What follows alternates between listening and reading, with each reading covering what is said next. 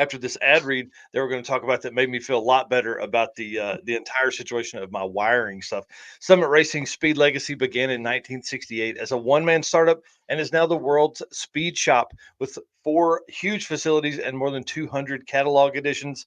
They feel your passion, they save you money, deliver fast, and offer top-notch customer service for more than 1,500 brands. You hear that? 1,500 brands. 10 years ago, they launched the Summit Racing mobile app for easy access to speed parts. You can find them on Facebook, YouTube, TikTok, and Instagram. Also, you can tune in to the On All Cylinders podcast for more automotive discussions like you're watching now. From humble origins to the social media lane, Summit Racing stands by your need for speed. All right, let's talk about this right here because wiring is one of the scariest things for a lot of hot rodders, right? This is what happens. People get scared. They can't solder like this, and I'll tell you what, I can't either. Me neither. Dude. I've So tried. It I, doesn't look like that. I'm telling you, at all, it doesn't look like that. Here's one thing that made me feel a lot better though.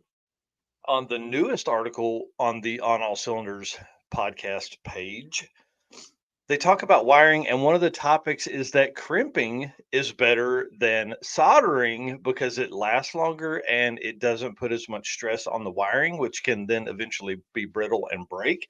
So I thought that was a great way to tell me to keep crimping stuff. The yeah, crimp over anything.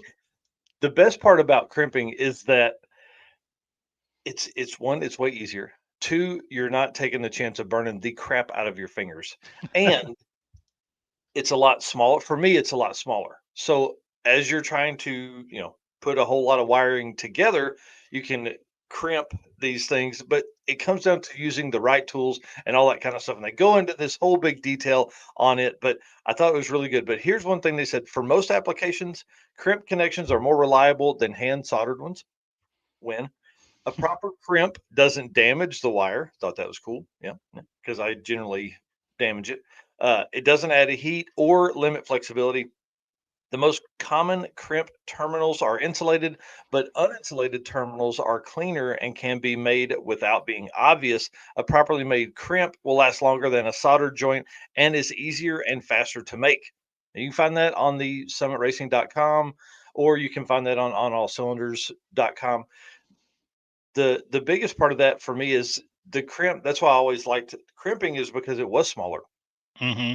Throw your heat shrink on it, crimp the wire down, heat shrink over it, a little bit of heat, you're good to go. It's way tighter for me, anyways. Now, for a lot of folks, they may be really good at soldering and make it look like this, but your boy couldn't do that. Yeah. And the other thing is making sure you use good products. So Yep. good connectors and everything. Don't use the cheap ones. Yep. And of course, Summit has all that. They're actually talking about a kit that they have in there that's perfect for, like, they said roadside repair, which immediately made me think of drag and drive. Yeah. Yeah, because there's no more roadside repair than that's done in drag and drive. Yeah. So, The Reggie says I like the crimp with the shrink, and I agree. Those ones are nice too.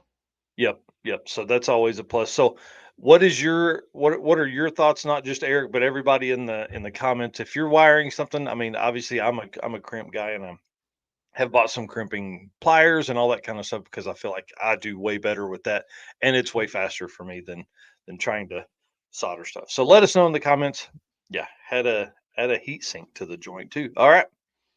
Yeah, and crimps are your friend with a proper crimp tool. That's the other thing. It's good connectors and good crimp tool. Don't, use the cheap stuff because that's where you'll get yourself in trouble.